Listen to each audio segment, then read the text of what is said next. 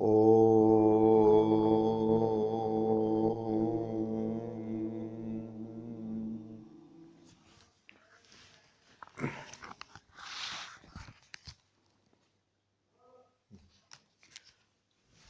the second chapter, 50th verse, Sri Krishna tells to Arjuna one of the important messages of the Bhagavad Gita.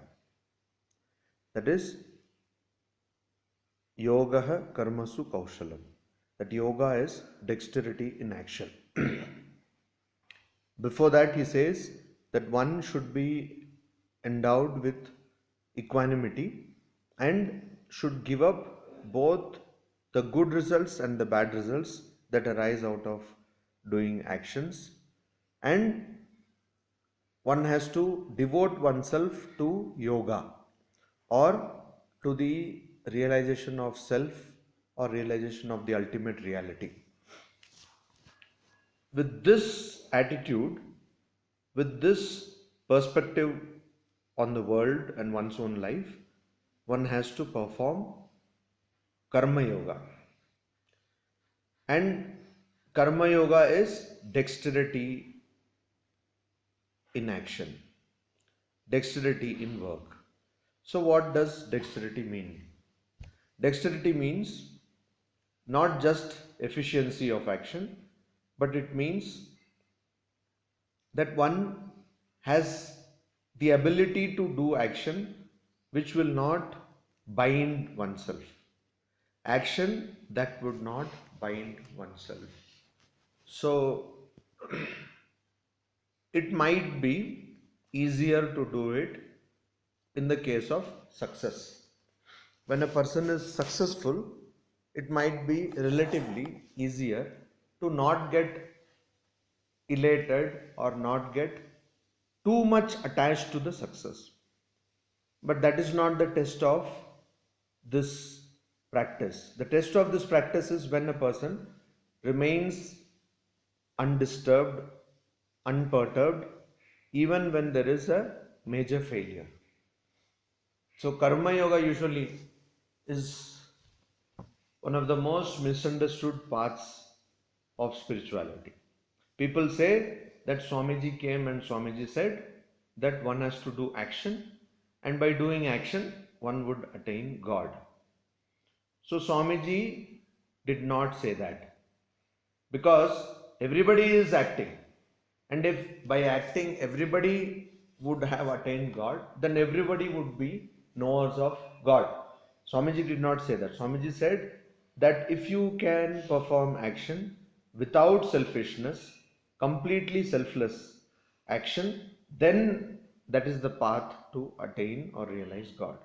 So this selflessness comes when you are totally unattached to the results of actions, and unattached even if the action is a failure. So people say, I have nothing to do with philosophy, I have nothing to do with anything, but I just do work. So doing work by itself would not lead one to the knowledge of self or God, but only when a person does work without getting attached to the results, whether they are positive or negative, does one go progress in the path of knowledge of God. So that is the test. So if a person, how does a person practice this? What are the main obstacles in practicing this? The first obstacle or the major obstacle in practicing this is that we are very much concerned about our image as seen by other people. So we don't perform action. Most of the cases people don't perform action because they understand the dynamics of work, or they understand that everyone has to perform action, etc. As told in the Bhagavad Gita, that anybody who is born has to perform action. It is impossible to remain without activity, etc. It is not because of that that most people perform action. They perform action because they want to maintain a good image of themselves among others. So this is a problem of lack of clarity regarding one's self-image. Who am I? So if a person thinks that that person is what others think that person to be, as most people do. So I am what others make of me, what others think of me.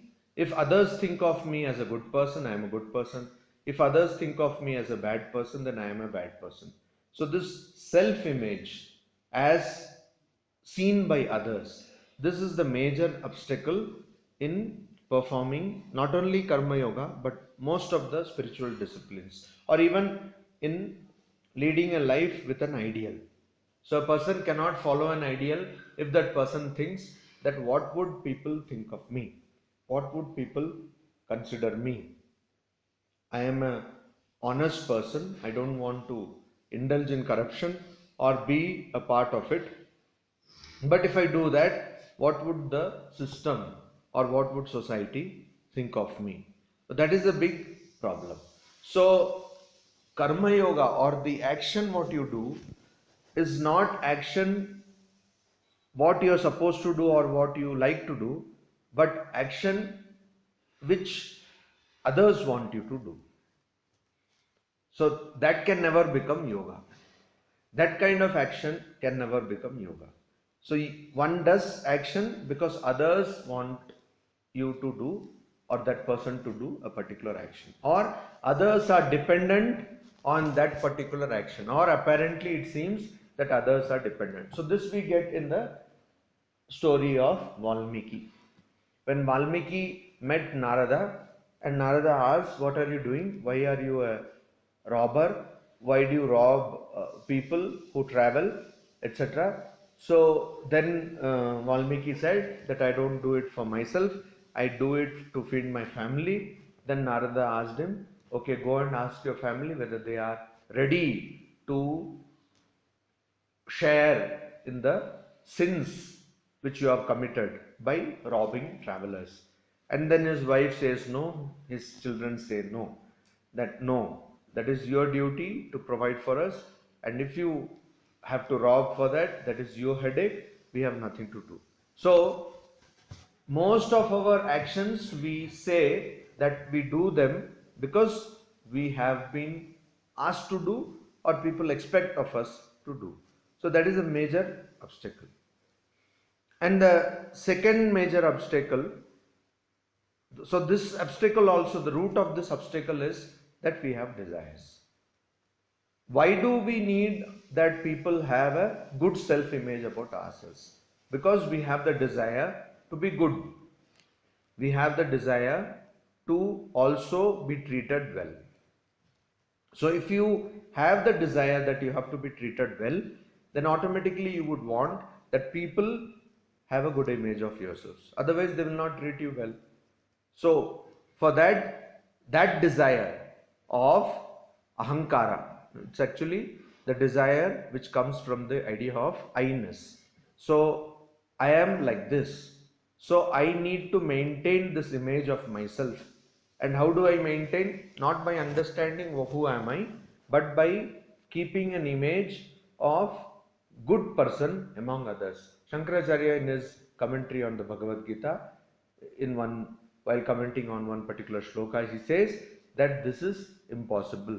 To be popular, Swami Yadishwaranji used to say that if a person wants to become popular and wants to be in the good books of everybody, then there is something seriously psychologically wrong with that person, because it's not possible to be like that. So that means this problem comes because of a lack of clarity of one's own self, and also because of desires. And that again is the next problem. Why does someone work? In Sanskrit there is an adage, prayojanam anuddishya muda api na pravartate. Even a fool does not act without an utility. So why does a person work? The person works to attain something material, something which that person will be able to hold on to, which is the next problem, that is mamakara. Mamakara, that is the problem. Mineness. This is mine. So that person wants to hold on to a particular thing, and to create something which that person can hold on to, one does work.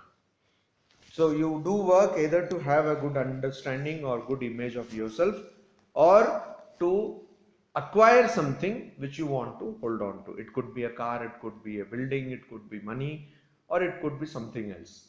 But you want to attain something which you want to hold on to. Can a person do karma yoga if that person's work is not creating things but removing things that person has?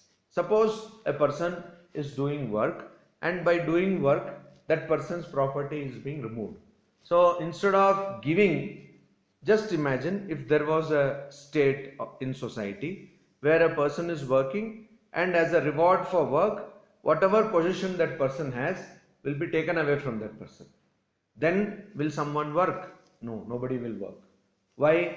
Because people work to acquire things, to have this idea of possession. So people work to increase their possessions. It could be physical, it could be psychological or mental possessions. But to increase those possessions, just like a scholar studies to increase the possession of knowledge. So that person has to have the idea that I have knowledge of so many things by studying. So this possession, what if somebody is getting rid of these possessions, then that person will not work. But karma yoga is exactly that. Karma yoga is a path to God, where by doing work you lose the concepts of I-ness and the concepts of mindness. You lose the wrong concept of self-image and the concepts of possession. So if a person is properly doing karma yoga, then that person's self-image will be destroyed, in the sense of the self-image which society wants. That will be destroyed, and one person will get more and more clarity of God and one's own true nature, that is Atman. And if a person is doing karma yoga, then that person's possessions will be removed, or attachment to possessions will be removed. And so that is why it is called kaushalam, dexterity or efficiency. Efficiency in the sense, this karma yoga, this path does not bind you to actions or its results, but it frees you from its actions and results. It is like, to give an illustration, it is like a person is eating food all through the day, entire day, and at the end of the day the person is more hungry than the person was at the beginning of the day. So a person is given food to eat. Throughout the day the person is eating, and at the end of the day the person says, I am hungrier than I was at the beginning of the day. Is it possible? So karma yoga is like that. Karma yoga is when you start doing action, or when you start performing karma yoga, not just actions, but when you start the spiritual path of karma yoga, yoga of action, then you may be in bondage. But during the path and after performing this, practicing the spiritual discipline for a long time, you will be freed from bondage, though you were doing actions. So though you are performing actions, these actions are actually freeing you. So this is the beauty of this karma yoga. But it is very difficult to practice. As Sri Ramakrishna says, that karma yoga is very difficult to practice in this yuga, Kali Yuga. But it is not impossible, else Swamiji would not have talked about this yoga. And Swamiji says that to practice karma yoga, you don't need to believe in any philosophy. You don't need to believe even in God. Means you don't need to have the idea that there is a God and have to worship that God, etc. Just having the idea that you have to have equanimity regarding good and evil, happiness and misery, you should be same, you should be undisturbed, and you should also be free from bondage. If you have this idea, then you can perform Karma Yoga. Now, Karma Yoga Karmasu Kaushala. Now, is it possible that a person doesn't know how to perform an action? A person is inefficient in performing an action, and still that person can perform Karma Yoga. Is it possible? Generally, we see people who are called as great Karma Yogins, or who have realized the ultimate truth by following Karma Yoga. We see that they are very efficient people. They are people who are efficient in action. Even in our order, Ramakrishna Mutt and Ramakrishna Mission, people who have been known to be great Karma Yogins like Swami Gambhiranandaji, we see that they were very efficient in their action. So the question comes, is Karma Yoga possible only for people who are efficient? What about people who are inefficient? Because efficiency and inefficiency are things which are subject to one's education and upbringing and training, etc. There are so many things. A person may be disciplined but may not be efficient. They are not the same thing. People confuse. Discipline and efficiency are not same things. Because a person might not have, say, got training in computers and might not be able to perform some ordinary tasks in computer. Even though that person has tried over and again to learn computers, because of one's less intelligence or because of lack of various other abilities, even though the person is disciplined, might not be able to operate computers. Or similarly with finance, accounts, etc. We see that many people, like doctors, they are very good in their profession, but they don't know anything about banking, finance, etc. It is a very common thing. Similarly with engineers, so they are all professionals, they are all very expert. They are not, they have more than average intelligence, above average intelligence, but there are certain areas which they are unable to handle. So does that mean that they cannot perform Karma Yoga? So this is a big question. So many people say that being efficient is the secret of Karma Yoga. It is not. Because Karma Yoga is a path where you have to be same-sighted towards success and failure. So if you are unable to, if a person who wants to practice Karma Yoga is unable to perform any action, is lacking in a particular field, then that person should not be disturbed by that fact. Why? Because just because that person is lacking in a particular field does not mean that that person is not Atman, or that person's true nature is not Brahman. Even though that person is apparently lacking in any particular field, that is only the external manifestation. In reality, that person is also non-different from Brahman or Atman. That means,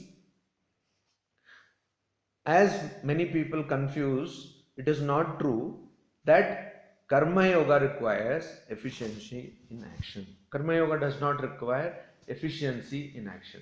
Even if you are inefficient, so then it is easier for you to practice Karma Yoga. How? Because you are inefficient, the rate of your failure will be more. And so, all the time you have to remember that your true nature is not work, or your true nature is not this body and mind. And you have to have that same sightedness towards success and failure. But here comes the question, how will a lazy person look at this?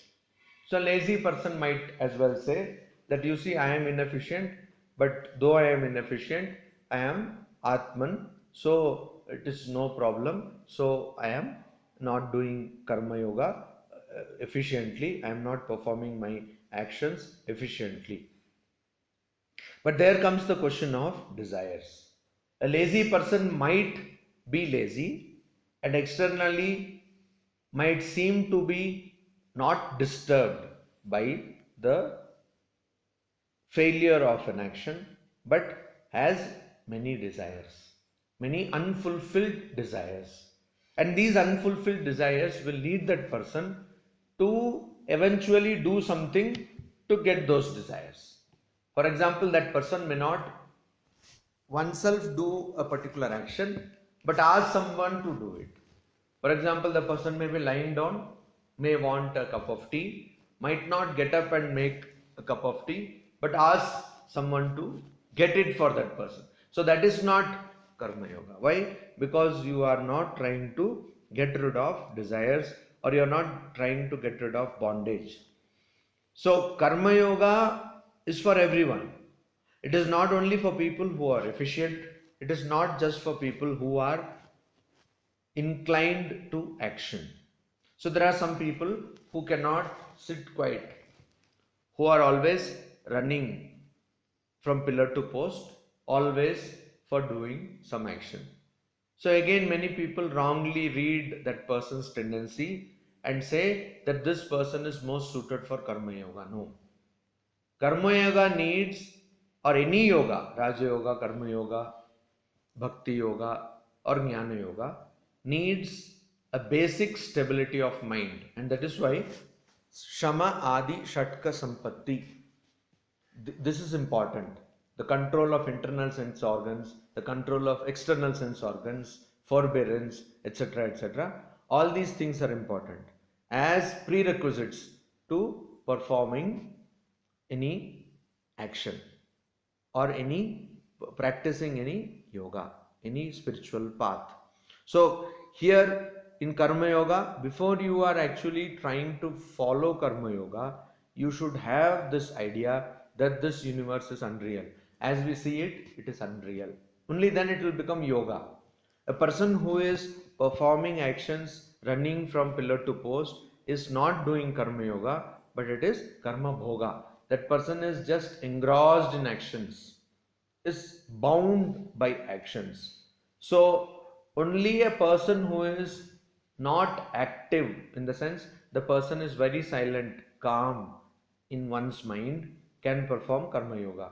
That is why in the chapter on Karma Yoga in the Bhagavad Gita, Sri Krishna says that a person, one who can see activity in the midst of inactivity, and the person who can see inactivity in the midst of activity, is the person who has achieved complete mastery over one's actions and has exhausted all actions. Means that person has achieved the goal of Karma Yoga, that is to realize one's own self. So here again, Karma Yoga can be practiced by a person who is inefficient, but cannot be practiced by a person who is indisciplined. They are again two different things. So indiscipline cannot be there for any yoga, for any spiritual discipline. Discipline is a must, but it could be possible that while doing an action, that person is not productive or efficient in the ordinary sense of the term. So understanding this, one has to perform Karma Yoga, and by doing that, what will happen? By performing Karma Yoga, what will happen? A person will be freed from all karmas or all activity and from all the results of activity, and that person can feel it. You can actually feel that. In the next shloka, Sri Krishna says, Karmajam buddhi yukta hi phalam tyaktva manishinah janma bandha vinirmuktaha padam gacchanti anamayam. Buddhi yukta, again in the previous shloka also he said buddhi yukta, means a person who is having equanimity of mind, evenness of mind, means towards opposites, pairs of opposites, that person is same-sighted in happiness and misery, in good and evil, etc. Manishinaha, the wise. Karmajam phalam. Karmaja means that which is born. Ja means born. From karma, action. Phalam means fruit. So the fruit of action. Tyaktva, abandoning. Janma bandha vinir muktaha is freed from the bondage, bandha of birth, anamayam, and becomes anamaya. Amaya means evil. So goes beyond evil. Padam, state. Gachanti, attains, reaches. He means indeed. So a person who is wise, manishinaha, and has equanimity of mind or evenness of mind, abandons the fruits of actions and is freed from the bondage of birth and goes to the state which is beyond evil. That means this is the result of practicing karma yoga, that a person who is equanimous only can practice karma yoga, and that person attains to a state that is realizes one's own self and goes beyond the bondage of birth. That means that person has to, there's no necessity for that person to take further birth. Yada te moha kalilam buddhihi vyatitarishyati tada gantasi nirvedam shrotavyasya shrutavsya cha. Yada, when, te, your. So here Sri Krishna is telling it to Arjuna. When your buddhihi, intellect, moha kalilam vyatitarishyati. So moha means delusion, illusion. Kalilam means stain. So when your intellect is vyatitarishyati, crosses, goes beyond the stain of illusion. That means when your intellect goes beyond illusion or delusion, tada, then shrotavyasya shrutasya nirvedam gantasi.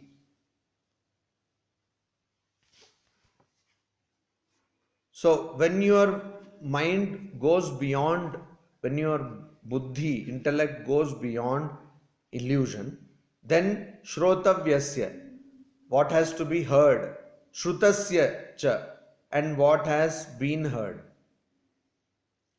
nirvedam, indifference, gantasi, you will attain. So then you will attain indifference, means you will be same sighted towards what is to be heard and what has been heard. That means you will not be perturbed by external circumstances. You will not be perturbed by the idea of ego. So what you have heard, you will not think about them, and what will come in the future also, you will not think about them. You will not get attached to them. Whatever comes across your way or has come in the past will not disturb you.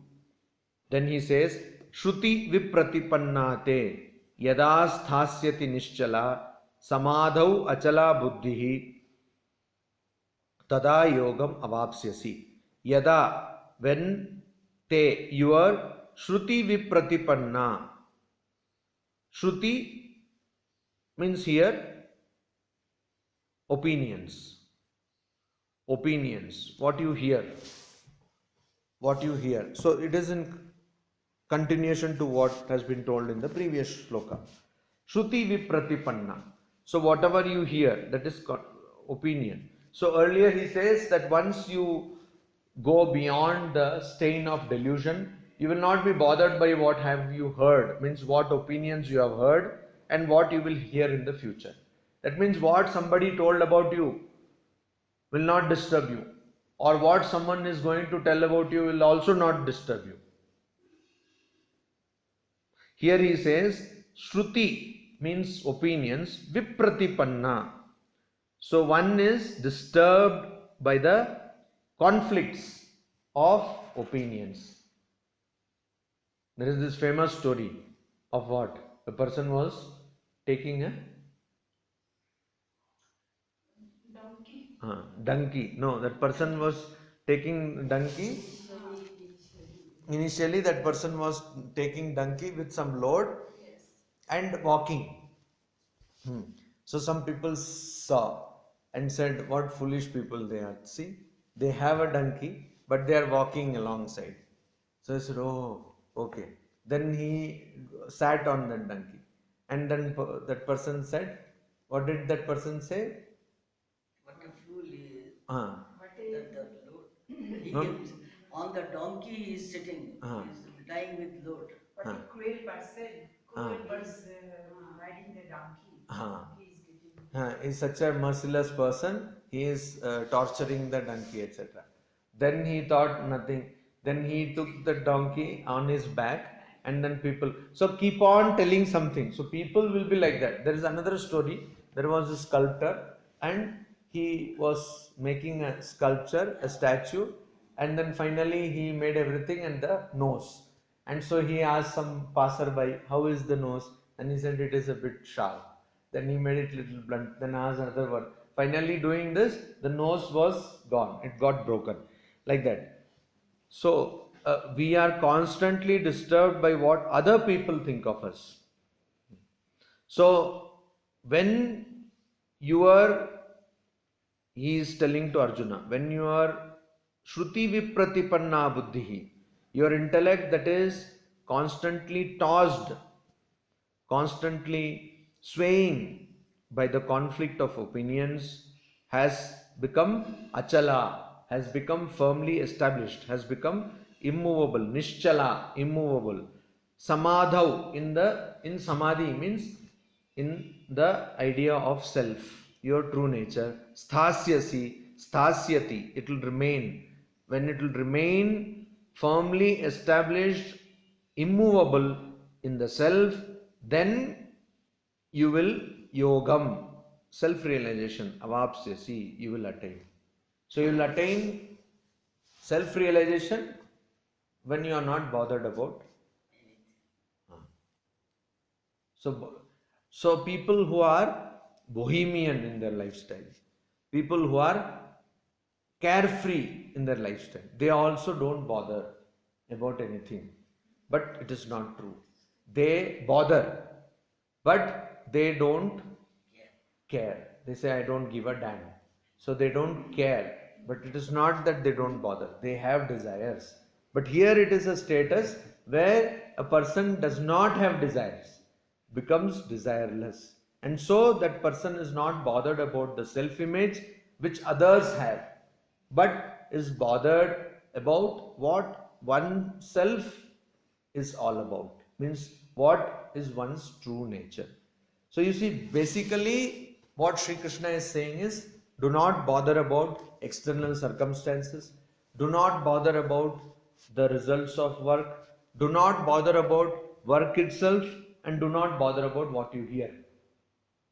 So you should not bother about what you hear. So Sri Krishna, even till date, people talk of him in a mixed manner. So Sri Krishna means people say, oh, he was doing all these kinds of trickery, and he was having all these kinds of wrong things in his life, etc. So people say that he had 16,000 wives, etc. So some stories from some Puranas, that is what people remember about Sri Krishna. So even when he was on this earth, how much more people would have criticized him. So Sri Krishna, whatever he is saying in the Bhagavad Gita, he is the embodiment of the practice of these things. He never bothered. Sri Ramakrishna asked Swamiji Narendranath Datta at that time, what will you do? How do you see people who talk ill of you? Then he said, Hati chale bazaar mein, kutta bhonke hajar. Then Sri Ramakrishna says, Oto durna, means don't go that far.